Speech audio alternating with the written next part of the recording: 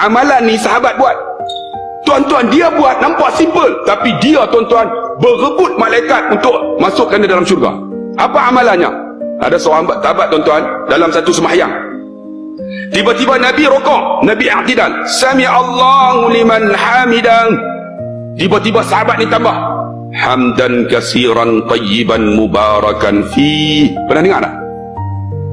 Hamdan kasiran tayyiban mubarakan fi. Bila dia sebut itu, habis sembahyang, Nabi kalih. Wahai sahabatku, siapa di kalangan kamu ketika sami Allahu liman hamidah menyebut ini hamdan kasiran tayyiban mubarakan fi? Sahabat tak berani nak angkat. Sebab satu bid'ah baru. Semua tak berani. Siapa? Tiba-tiba sahabat yang angkat dalam keadaan ketakutan. Aku ya Rasulullah. Wahai sahabatku, ketika engkau menyebut hamdan kasiran tayyiban mubarakan fi, malaikat berbondong-bondong turun untuk menulis akan pahala kamu untuk masuk syurga Allah.